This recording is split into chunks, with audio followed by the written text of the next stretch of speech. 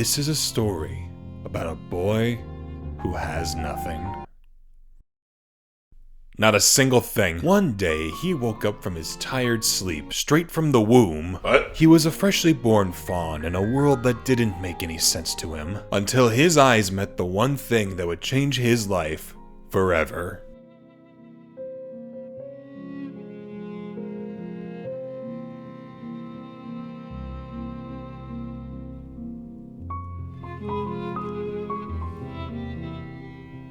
What is this?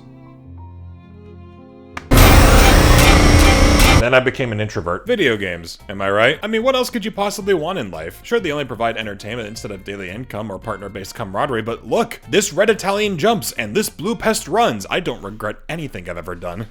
It's because he runs fast. That's all I need. I'm very happy with where my collection is right now. It's not the most extravagant setup in the world, but it's something I put a lot of time and effort into, and I'm proud of that. But it made me think for a second. Everything has a beginning, just like my birth from my bed. What? Considering my current library and how many series I found myself in love with, I wanted to backtrack a little and see where some of my earliest introductions to these series came from. I made a video a long time ago about the first video game I would ever play, The Incredibles, and that video is... Let's take a look at the game that he claims I'm going to hate so much. Terrible. Also, I didn't want to include any licensed games into the mix, as even though they do make up a lot of what I played when I was a kid, most of them are complete garbage that don't deserve anyone's time of day now. I wanted to focus on the entries from series that are either going strong today, well loved, or have significance in their respective franchises. This is more of a general look at the game in question, its impact on the series it hails from, and more importantly, what it meant to me growing up, because I need validation. Many of these games aren't going to be talked about in as much detail, because even though there is a lot to discuss, I haven't fully beaten some of these games. Hell, there's even a good chunk that I haven't really gotten far in at all. I mean, who has time to play games when you need to play games? Let's go back to the ones that I personally sought out myself and bought with my own money. I think the first ever console I ever purchased for myself, believe it or not, was the Dreamcast. I must have been maybe 12 when I got this guy. I honestly can't remember off the top of my head, but this would be my first ever retro console, which means this is the source of the infection. The first game I ever got for it was the original Soul Calibur, and I remember liking it a lot when I was a kid. I only had one controller, so I couldn't do multiplayer, but arcade mode was still a good enough time for me personally. I haven't played the rest of the games in the series, so I don't really know how this one compares to the rest, but for the time, I still think this is a really solid fighter. Moving in 3D was such a different concept to me in a fighting game, and the cast of characters I thought looked really cool. Playing this now isn't exactly the easiest thing in the world. Finding it on modern consoles is a bit fickle from my experience. It's not on Steam, so that just kind of makes things harder. If you're down for hunting retro games and consoles, I'd say go for the PS2 version, since it's probably easier to get.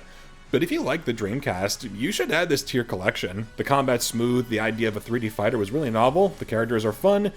Yeah, good game. Oh. Another game that has similar origins to me would be the Genesis version of Mortal Kombat 2, and I have a clearer memory of how I got this game. During the summers, I would always visit my cousins in Cleveland. You know, real summer town. This was around the time the three of us were getting into collecting retro gaming. They've since moved on from it, while I continue to relapse. There was this store we went to all the time when we were young called Big Fun. It was full of all kinds of old toys, trinkets, it even had a porn section, and our Catholic mothers just loved that. One of my purchases while there would be a Model 2 Sega Genesis and a copy of Mortal Kombat 2. I don't know how I was allowed to buy that. I guess the cashier didn't think it was that bad for kids to have. Well, that's just f***ing funny. But damn, Mortal Kombat 2, this was one we played a lot together. Now finally having a second controller, we did multiplayer so much growing up. As far as fighters go, this was the one that I always leaned toward. Even back then when I sampled something like Street Fighter, I never really got into it, but Mortal Kombat, something about it just kind of clicked with me, you know? Part of that was due to the game's fighting mechanics being really simple, if I'm being honest. You weren't playing this to refine your skills and memorize complex button combos. No, Mortal Kombat wasn't, and still is not a technical fighter even to this day. The other half of the reason you play it, it's because of the violence. This is what separates it from the rest of the crowd, and it made all the wine moms so mad. Even playing it today, it's still a good time, and a lot of people's favorite classic Mortal Kombat experience, mainly with friends, because single player is obnoxious as hell in this game. It's so bad. I get why that was the case in the arcade, you know, just to keep pumping the machine full of quarters, but at home, this is just frustrating and cheap. Unfortunately, there's no reliable way to get this game outside of emulation. Most re-releases were taken down before the PS4 and Xbox One era. If you're a stickler for playing an authentic version of the game, I either tried to find an arcade cabinet at like a local barcade or convention, or try the Genesis and Super Nintendo versions. Though if you do play the Genesis version, don't use the normal controller. This game is not fun with the standard 3 buttons. You need a lot more than that. Find yourself a 6-button controller, or if you're feeling a little fancy, find yourself an arcade stick. This one works really well for this kind of game. While we're still on the Genesis, let's go for something a little more exclusive.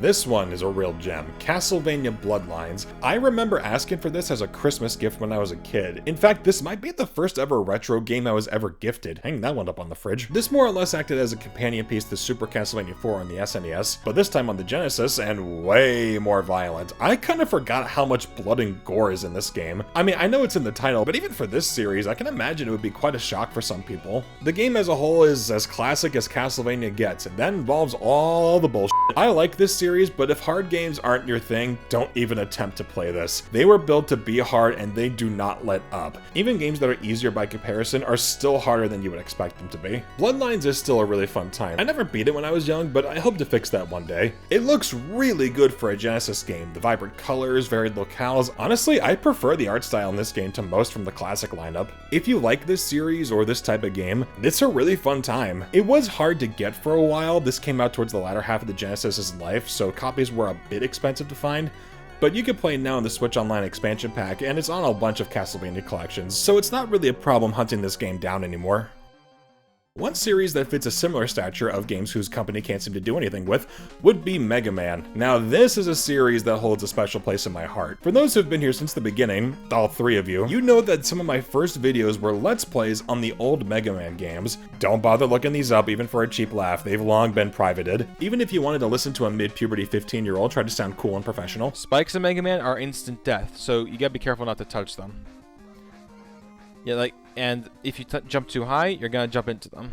This is why therapy exists. Mega Man 2 would be my first exposure to the classic series, and of all the ways I had to be introduced to it, it was the damn iPad version. Anyone remember this? The one that had 2 different controller layouts depending on your tablet's orientation? Horizontal was fairly standard, and vertical was an arcade cabinet.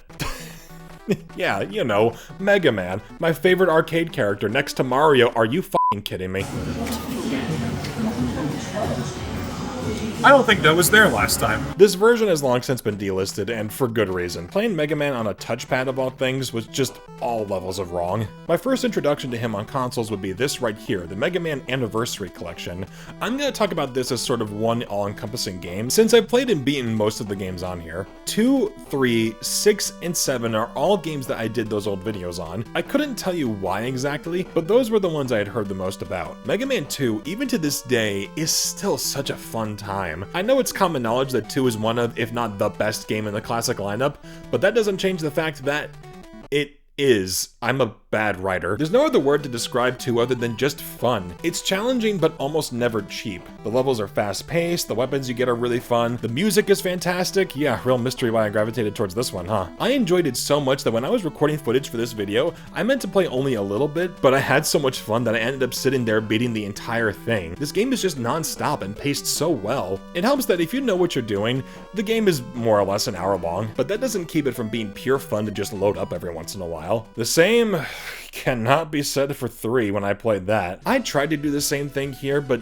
damn, this game can get weirdly cheap when it wants to. Though I didn't remember the boss order I used to use, so that might have skewed it for me a little bit. 6 and 7 were similar, though not nearly as cheap. I didn't plan on playing these as much, so I only did a little bit. But god, 6 is shockingly pretty. This sunset backdrop is one of my favorites I've seen from the 8-bit Mega Man games. 7, I mean, this game still looks and sounds fantastic, and from what I remember, I really enjoyed this one. I would sample the other games in this collection, mainly Mega Man 8, but if you're going to play these games in any form or fashion, it's the Legacy collections available for modern consoles. These are the de facto ways of playing these series. All the numbered entries alongside a bunch of fun extras, all displayed cleanly and sharp. Yeah, this is the way to go. Before this came out, the Anniversary collection was an okay way to experience these games, but it always had some snags looking back. Some of the graphics just kind of look a bit off in this version. Some elements are just outright removed, like the credits to Mega Man 7. Yeah, no, that is a crime. That is one of the best endings in the franchise, and 8 just has some optimization issues. The controls in some areas are a bit delayed, and the sound mixing. Thanks! Nowadays, there's no real reason to play this collection. It's a good novelty, but not much more than that. But speaking of Mega Man, one of my first ever introductions to him was through the X series, specifically Mega Man X8, and I remember exactly how I got into this one. When I was 12, I was really into watching Clement J642, and yes, he's still making videos, it's in writing, it's legal tenure. I was scrolling through his channel, and one of the Let's Plays I watched religiously was Mega Man X8. I knew the bare minimum of this series, but this game looked so damn cool. Later that summer, I went to a used game store in New York and found a copy for my PS2. I was trying to grow out my collection again after getting my replacement big model. I grew up with a slim model. I love this guy, but one day he just stopped working on me, and I was so sad because I couldn't get to play my favorite video games anymore, like The Incredibles. I have no shame. This guy stinks! Once I did get my working PS2, I was hell-bent on getting X8, and sure enough, I would. In this gross-ass GameStop cover. I didn't even know these were a thing until I got this. Who were these guys? What are these expressions they're making? Why is there a squirrel with him? Why is this guy's arm so long? And good lord, what's going on with their hands? They look so freaky. Is this the true power of AI? But yeah, X8. I spent a lot of time on this game. In fact, loading up my old file, I was shocked to see how many medals I had collected. And going back, man, this is a good time. It's the classic Mega Man X experience, just with new graphics and sound, the ability to change characters, and good voice acting for the first time in the series' history. When looking at the big picture, there's nothing too remarkable about this game, if I'm being honest. It does honestly kind of play it safe, at least compared to its predecessors, but if you like the older X games like 1 and 4, then 8 is absolutely worth your time, and if you're gonna play it, then get it on the X Legacy Collection. This is also a great buy. All 8 games with great extras and bonus modes. The games look great and clean. Yeah, this is the best way to play them. Though if you have a PS2, this is worth adding to your collection. It's pretty wild that we live in a time where you could play 20 games in a series that didn't see release for such a long time. These are definitely games that deserve their own videos at some point.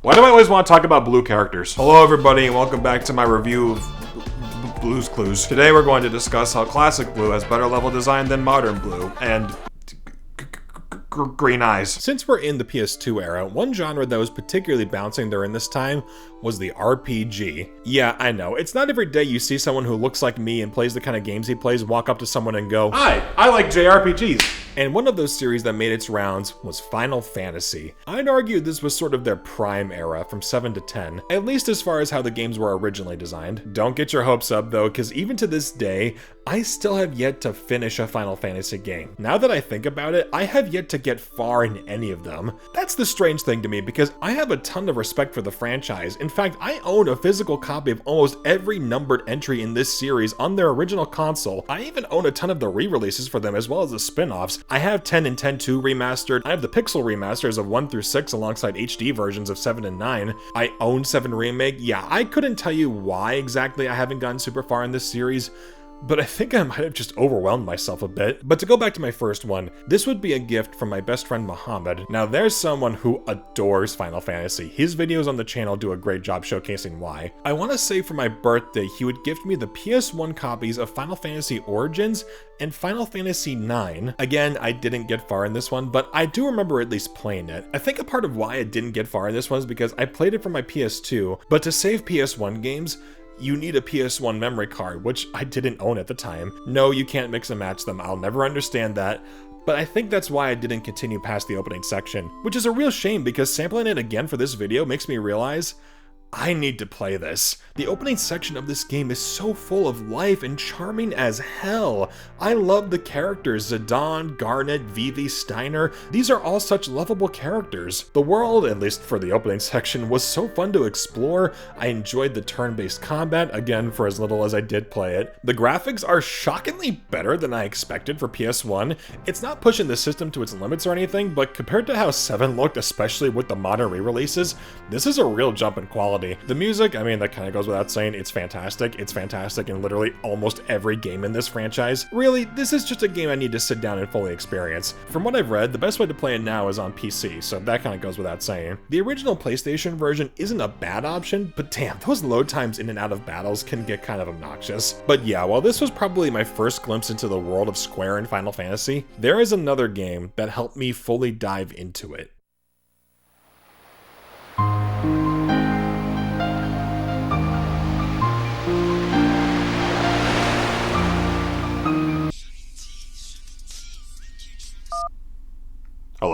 So you're telling me I got you 9 and Origins, and you decided to play Kingdom Hearts?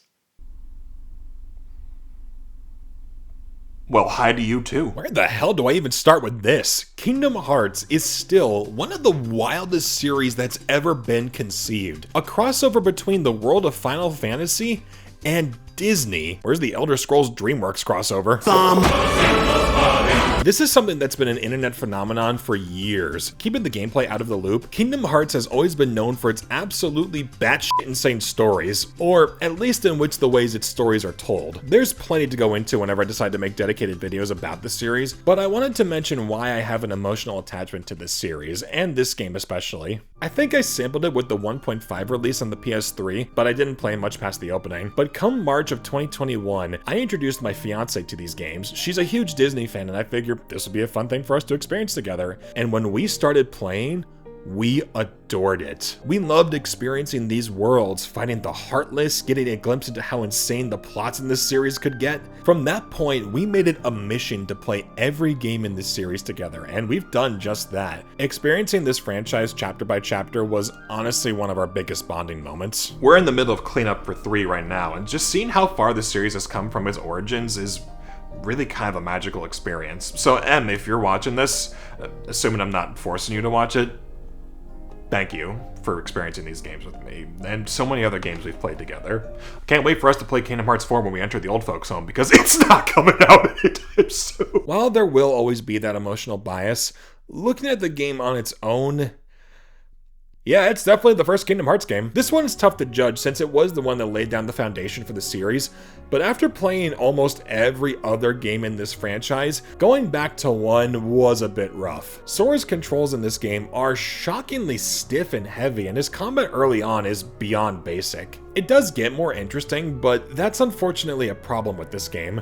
The early gameplay doesn't exactly leave the best first impression. Talk to any Kingdom Hearts enthusiast and they'll tell you just how much they dislike Wonderland or Deep Jungle, the first 2 worlds in the game. But again, I'll give the game some leeway because again, it's the first game, so I don't expect everything to go perfect. And also because this game is just so charming. In a time before Organization 13 or the Merry Band of Infinite Xehanorts, no, I'm not going to explain that to you if you haven't played the game already. Play it for yourself, you loser. This game just exudes humble beginnings. There's just a cozy feeling I get when I play this. I think it being slower paced compared to the sequels helps that a lot too. Also, you'll never get me to dislike Destiny Island or Traverse Town. These are literally the coziest environments I've ever played in any game. Couple that with some amazing graphics for the time, good voice acting, and a stellar soundtrack, Kingdom Hearts is something that I feel people really should give a shot. It's a great gateway into the world of action RPGs. I'll always hold 2 as the best in the series, both gameplay and structurally, but 1 undeniably has its merit in going back to. And if you're going to play 1 version, that would be the 1.5 HD remix on the PS4, more specifically in the Story So Far collection. That name is hilarious. As cool as it is experiencing the PS2 version for the first time, this just isn't the version I'd recommend to anyone now. The HD version makes a ton of quality of life updates, extra difficulty modes, actual camera control with the right stick. Yeah, the original version just used the triggers for the camera. No, thank you. And also, wrap your head around this if you're new. The HD version is based on the once only Japanese re-release of the game called Final Mix, which adds more content both in terms of gameplay and more story that future games would follow up on. Yeah, this version never came over until this re-release. By that point, we were 4 games into the series. Dick move, guys! But now it's easily available on all consoles. That problem people had when all these games were coming out on different devices is sort of moot now, since now they're all just in one package. Also, the game has a better frame rate and a fully remastered soundtrack using a live orchestra. I'm not gonna lie, that's kind of worth the price of admission alone. One of my favorite accomplishments as a collector was getting a copy of all the games in their original versions, for their original consoles. I think I got some of these in Japan. In fact, I think I got Chain of Memories, Dream Drop Distance, and a second copy of 358 Days Over 2 in Japan proper, like in some other used game stores, and they were substantially cheaper there than they were here. The only versions of the games that I want to get at some point would be the PS2 versions of the Final Mix copies that were only released in Japan. Those never came over here, and like you can get them on eBay pretty easily. Like I checked it was like fairly cheap, but personally I want to try to get it physically, like in person, and I don't know, I kind of just view it as an excuse to go to Japan again. Yes, I would go to Japan to buy used games. I know it sounds ridiculous, but I get to go to Japan. I don't need an excuse. It's a cool place. Leave me alone, Republicans. The mid-2000s would also get some of its most anticipated entries from Nintendo, all out of the one console I did not grow up with. The GameCube was never a thing in our house, but getting to experience it through friends was really cool. At some point for Christmas, my cousins would gift me a used GameCube with a group of games, all of which I really enjoyed, but this next one wouldn't be added to my collection for some time.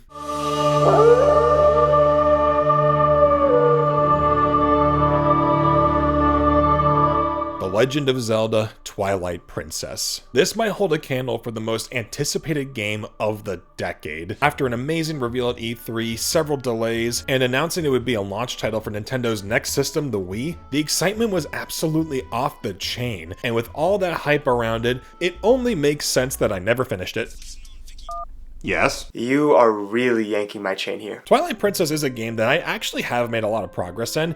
It's just for one reason or another, I never picked this up again after taking a longer than expected break. It's certainly on the list and a title that I want to finish one day. My first exposure to the game was with the Wii version when I was a kid. Oh god, I still even have my old save file here. Just looking at it, I was 12 the last time I played it, and knowing me, there was something that tripped me up and confused me, and I stopped playing the game out of spite. My younger self had no friends, and I've seen why. Playing it again, I can definitely say it's not gonna be my favorite Zelda game. I mean, you'd be hard pressed to find anybody who feels that way about it, but I will say this definitely feels the most grand. Clearly the devs wanted to elicit some Tolkien vibes from the art design, the music, etc. The game in a lot of ways feels like a fantasy epic, and I can really appreciate that. The wolf, while not being super interesting gameplay-wise, is an iconic image with this game. The box art displays that beautifully. This is probably my favorite cover in the series. And also, Midna is just a phenomenal character and the best helper that the games have ever had. Twilight Princess is worth seeking out, but damn, we got our first hard game to get. Being a late GameCube game, most copies were made in a limited supply and have become way more expensive to snag over time. The HD version on the Wii U was the easiest one to get the year it came out, but now, god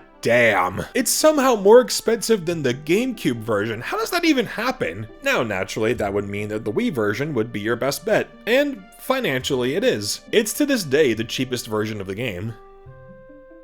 Don't play the Wii version. Yeah, I'm sorry to any fans of this version, even it being my first ever Zelda game, this is just not a good version. Being an early Wii release means they wanted to use the motion controls, and by god do they use them. Not everything in the game. I mean, moving is still done with the nunchuck and you use some of the buttons for some items, but the sword swing is mapped to you swinging the remote, and it's not like the gyro control that later games would have. It's effectively the same as hitting the B button on the GameCube version. That being pointless enough, it just feels sluggish. Sometimes the lightest flick of the wrist will get him to swing, and other times you gotta throw your whole body across the room to get something to happen.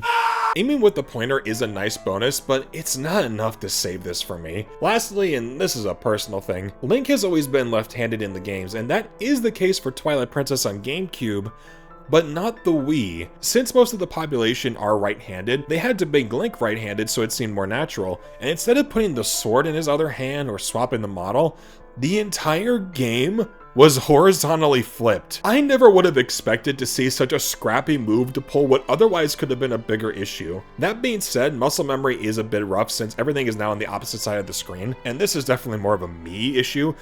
I'm left-handed, so that whole thing doesn't really apply to me. And there's no left-hand mode in the game. That's just an oversight. Even f***ing Wii Sports had left-hand modes for all of its games. It's not like Skyward Sword where your positioning is integral for the controls. No, like I said, it's a glorified button press.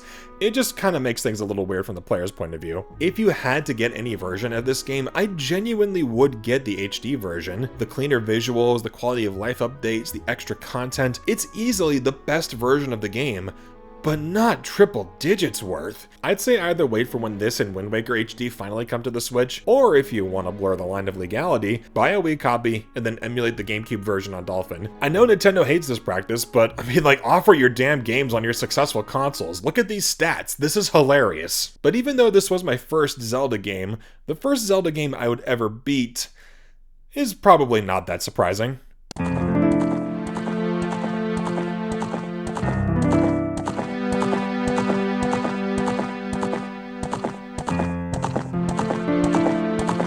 Legend of Zelda: Ocarina of Time. Yeah, you know, little known game. Quite possibly the most loved game in existence. Changing the landscape for games as a medium, ushering in a new wave of 3D adventure games. If it wasn't Final Fantasy VII, people were most likely talking about this game. I would know a fair bit from videos I had seen when I was younger, but I first got to play the game, I want to say back in 2016. Muhammad would lend me his copy of the game for me to try out. Fun fact, back in our old Minish Cap review, surprisingly an old video I don't hate going back to, that copy he lent me is the one playing on the TV on my old room. That's how far back this goes, and it only makes sense that during that time, being lent my best friend's favorite game, I would pop the game in, I would play it, and I would only beat the first dungeon.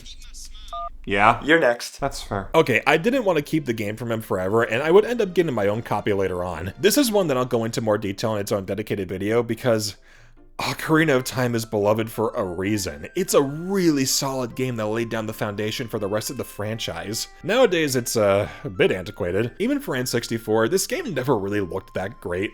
The story is very simple, the characters are very simple, the controls are very simple.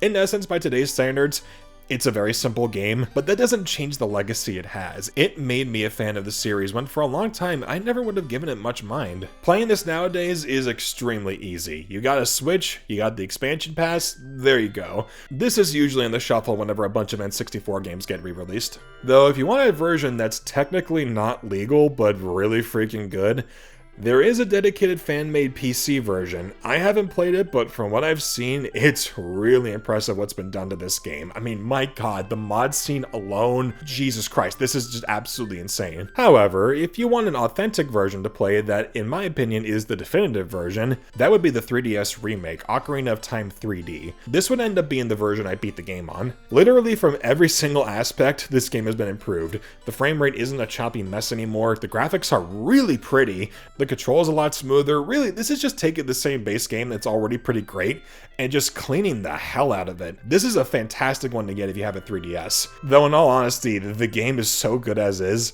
you can play any version you get your hands on and you're gonna have a good time, guaranteed. The last batch of games here only come from 2 series. There are definitely more I could go into, but I feel like I might hold it off for a second video if I ever want to revisit this topic. But these 2 are ones that I hold closest to my heart, and I have a feeling that a lot of people feel the same way. So the first one up to bat is Son of a Bitch. Okay, I know I talk about this guy way too much, but come on, I couldn't skip him. For as turbulent as this series can be, when Sonic is good, it's really freaking good. That being said, despite how many games in this franchise I own, there are only 2 games that I feel confident in saying were my firsts in the franchise. One handheld and one console. And the handheld one is a bit unusual to some.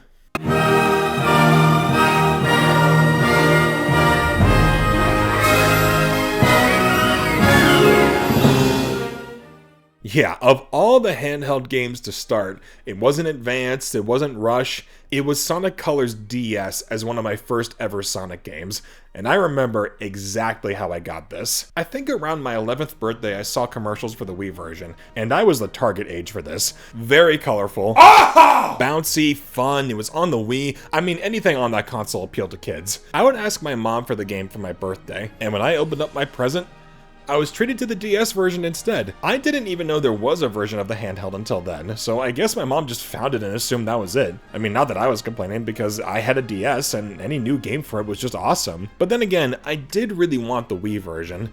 I do remember thinking that since Christmas wasn't too far away, I would ask for it around then. I did just that. Come Christmas morning, I come downstairs, I see the present with my name on it, I open it up, and it's a second copy of the DS version. I don't remember what my reaction was at the time. I know I kept it for a little while after the fact.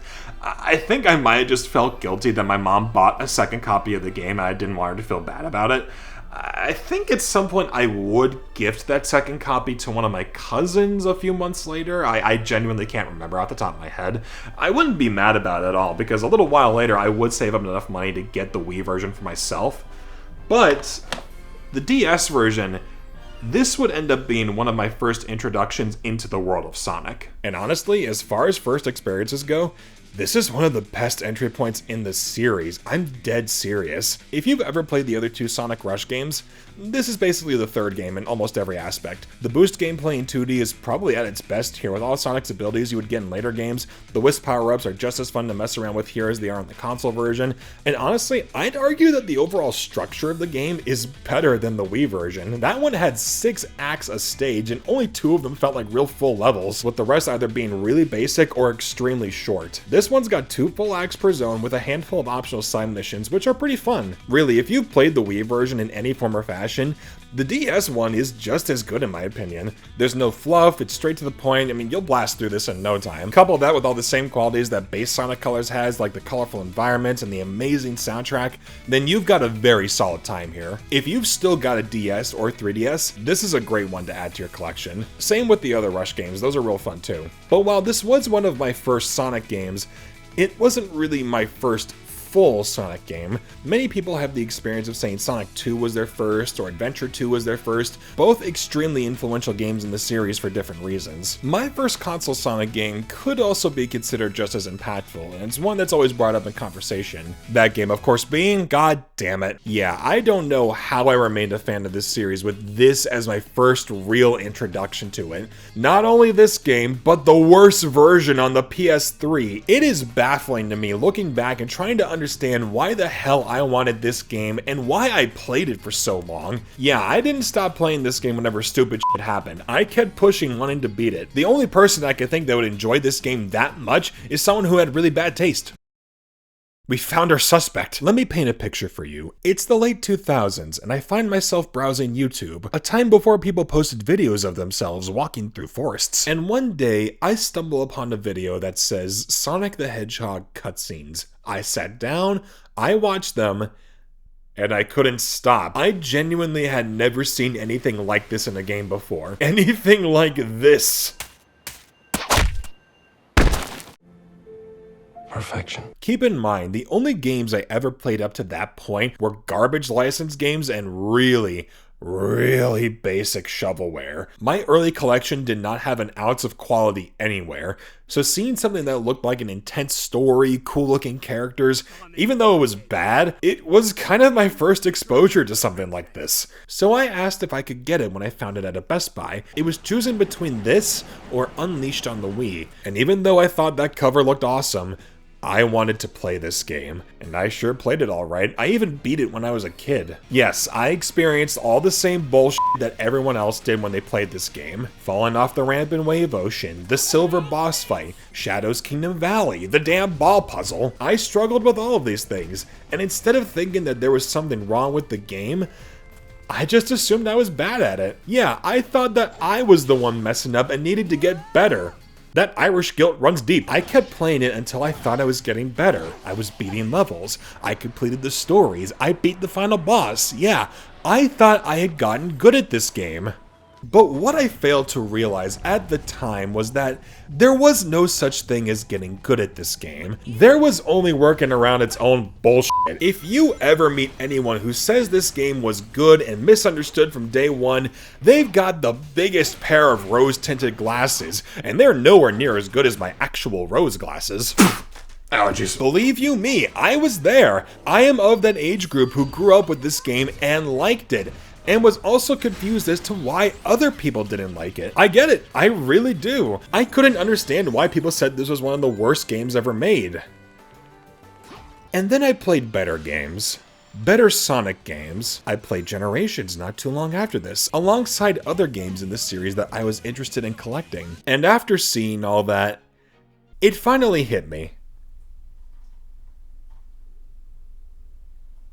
This was never good. It's the punchline of gaming on YouTube. Sonic's never been the same since his jump to 3D. His reputation will never be what it once was because of this game. Sonic was never good. Who wants to play as his shitty friends? Insert Sammy Classic Sonic fan clip here.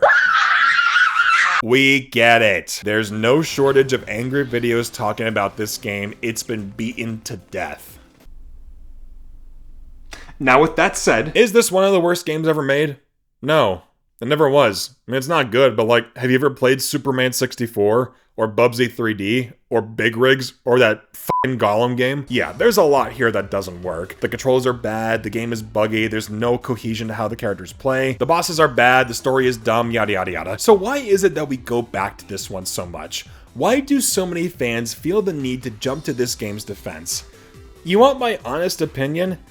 I think it's because now that the dust has settled and rage reviews aren't really the standard anymore, people are looking a little closer at this game and seeing there's a fair amount of good stuff buried underneath the bad. The level design is actually pretty good. There's a lot of pathways, decent variety in level themes. It just isn't utilized well because the control is so busted. The music's fantastic, but I mean, that's just kind of a standard for the series. The story, while being stupid as hell, is kind of engaging just on how much they wanted this to be taken seriously. There really isn't a sense of uncertainty or lack of confidence behind how it's presented. It's not trying to wink at the audience every 5 minutes as an attempt to mask how bad the writing is. Yes, the writing is terrible and the story structure is a complete mess, but honestly, I'd rather have that be presented with confidence instead of self-deprecation, because when you point out how your story, writing, and jokes are bad, you're just reminding us of how your story, writing, and jokes are bad. I know people point to the more serious tone and darker themes as the reason it's bad, and I'm just sitting here thinking, that's not the problem. It never was. Those themes and serious tone, it's not much more extreme than what the adventure games did. It's the execution and writing that's the problem. It's always been that. This push for Sonic to be lighthearted is nice, but when the writing is just as bad, it doesn't really matter what the tone is. Bad writing is bad writing. I fully understand and have accepted for a long time that this game is terrible. It's one of the worst in the series. Do I hate it? No. Without this, I wouldn't have gotten to experience the really good games in this series. I wouldn't have been able to be part of this community. Yeah, we kind of suck a lot of the time, but there are some really cool and talented people in it. This is my original copy from when I was a kid. I can't get rid of that. It holds a lot of sentimental value for me. Wait a second, who the hell marked my game? I think some call this man Johnny. If for some reason you really wanted to play this game nowadays, first off, why? And second, if you want an authentic method of playing this game, do not get the PS3 version. For a port that came out 7 months later, it's somehow worse. Worse load times, if you can believe that. It's even buggier, the frame rate dips more, it has the Spider-Man font. The 360 version is just a more polished version of this, which is insane since it came out first in the state that it was made. But if you want my honest opinion, you don't bother with these. One, because the game's bad, so why would you play it if you know that? And two, there is a much better alternative, all thanks to a group of very talented fans in the community. Project 06 on PC. This is one of the wildest things I've ever experienced. A fan-made remake of the game on PC, predominantly done by one person who rebuilt the entire game from scratch, taking a lot of inspiration from the base game, and just finished it. Pretty wild what quality control can do for you. This is no joke. One of the best Sonic games ever made. Fan-made or otherwise, I don't care, it's good. It keeps a lot of the foundation of the original and basically just improves everything. The control and sense of flow is so good in this game. All of the characters have been reworked to not only be more fun, but all of them have a more coherent playstyle now. Shadow and Silver have never been this fun before. The stuff you can do with them is amazing. Even the side characters, the worst parts of the game, have vastly improved. Amy getting the biggest glow up, I mean, my god. Look at this before and after. It's basically two different characters. This is bizarre. It's also really gorgeous. Never would I have thought you could make 06's art design look appealing, but this accomplishes that. It's really spectacular. As of now, we're currently on the silver release of the game, which means all of the stages and characters are fully playable, which also means the best parts of the game are fully available for free and are even better. I truly cannot recommend this version enough. I would talk about it more, but that's a topic for another video. It's free to download on the developer Chaos X's YouTube channel, so give it a shot and experience the 06 we never got. Hell has frozen over, and the ice skating is pretty fun. Okay, I know this video has gone on long enough and there was a lot covered, but goddammit, I refuse to let that blue f***er be the end of this video. So with that said, let's talk about one more series and see what were my first experiences with it. Let's talk Mario. Yeah, I mean, this isn't really unique. I feel like everyone at one point or another has had some of their gaming origins come straight from the shores of Italy. But this is a series that, regardless of where you enter, you're gonna find yourself playing a good Mario game. Even the ones that are considered not as good are at least really solid games. But like, where do I even start with these? There's a lot of jumping on points you could have chosen as a kid. Let's start with the side games, nothing too in-depth. I think my first Mario Kart game I ever owned would be Super Circuit for the Game Boy Advance. I think I got this at a flea market of all places. I'll be brief, I didn't spend a lot of time playing this one when I was younger. I thought it was cool having a Mario Kart game on the road, but out of every game in the series, this ranks pretty close to the bottom. It's not a bad game by any means, there's just nothing special about it. If you've played the Super Nintendo version, then you've played this game, now you just have a fuller screen. There's nothing wrong with playing it nowadays, especially if you want to do it on the Switch, But this wouldn't be the Mario Kart game I would put all my time into. That one would end up being, of all things,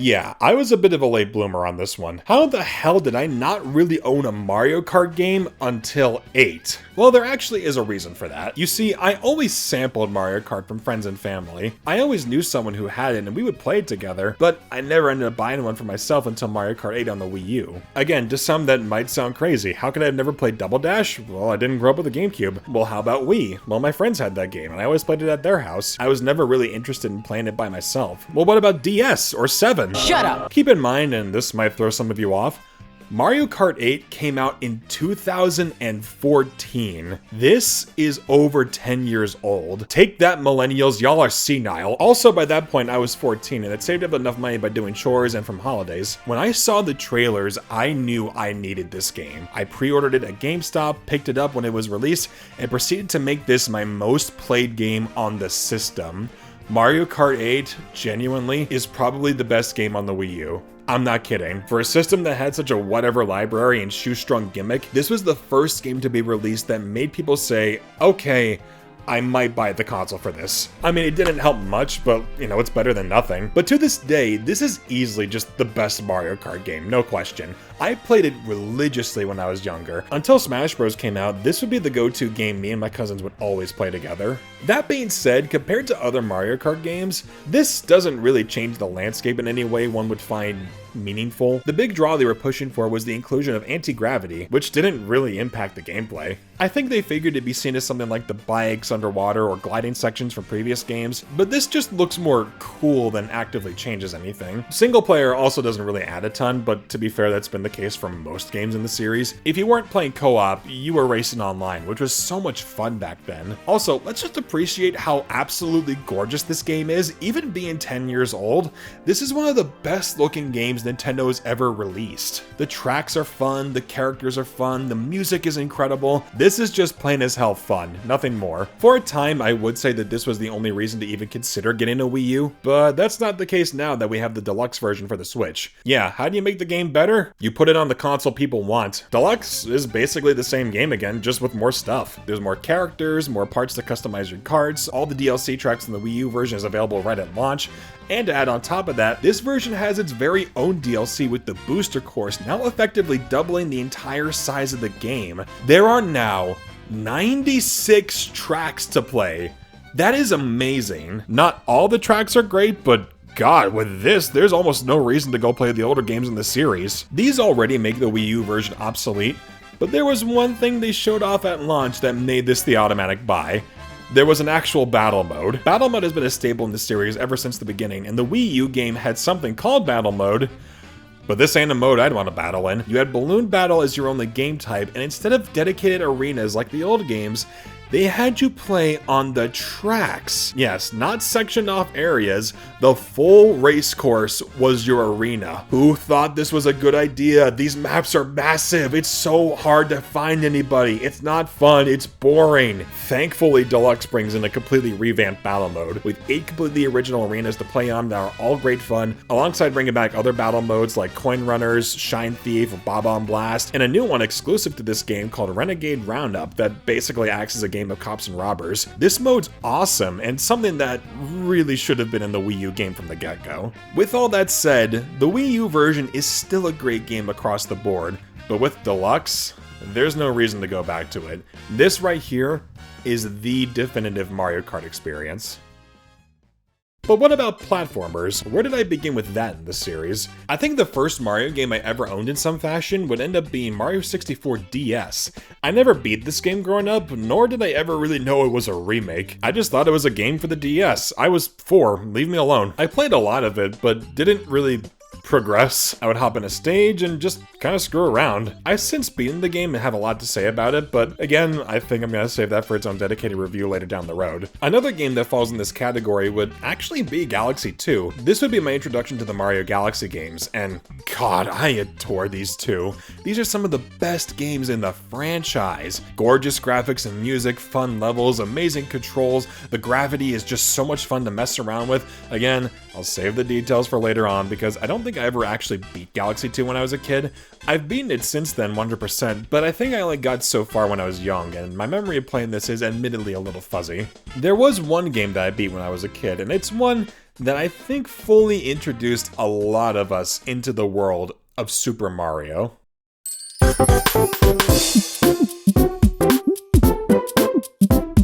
New Super Mario Bros. Wii, straight from the series no one cares about. Again, this is sort of a punchline in the world of gaming. As a whole, the new Super Mario Bros. Games are the most whatever platforms you've ever seen. They're all fine and well made, but there's no character or personality behind them. I mean, for God's sake, they show their hand in the title. It's a new Super Mario Bros. Game. It's a new Super Mario Bros. Game on the Wii. It's a new Super Mario Bros. Game on you. That's unfortunate. I'm dead. Compared to the other 2D Mario games, these aren't really anything special. Now, from the perspective of a child playing this for the first time, this game was so fun back then. I was aware of this series for a bit. I think my cousins had the DS game, and I would play whenever they would let me, but Wii was the one that we obsessed over. This was the first game in the series to introduce simultaneous co-op, and whenever they came over, it was a solid time of 4-player goodness. I mean, we were terrible at the game, but that gave us incentive to keep trying. Whenever we got a game over or were sent back to the beginning of the world, it was the worst feeling in the world, but God, we were determined to keep going. As a Mario game, it's nothing special at all,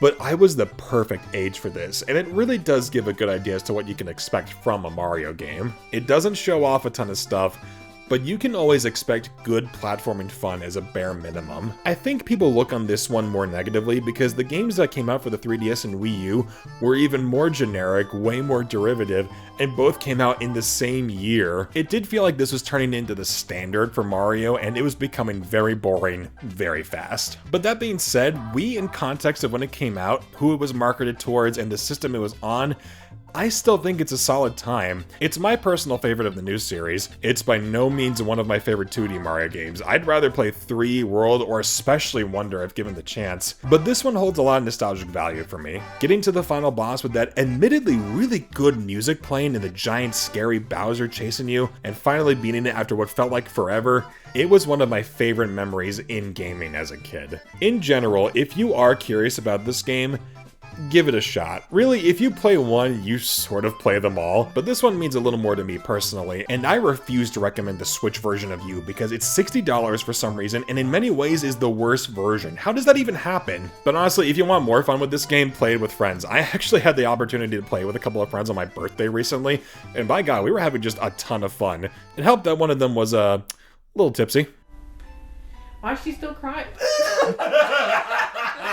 I was so waiting for I've never seen anyone genuinely surprised at this thing. Wii may have been the game that got me into the world of Super Mario, but there was one game for the DS that I played beforehand that I can confidently say was not only my introduction to the world of Mario, but the first game I would ever be obsessed with.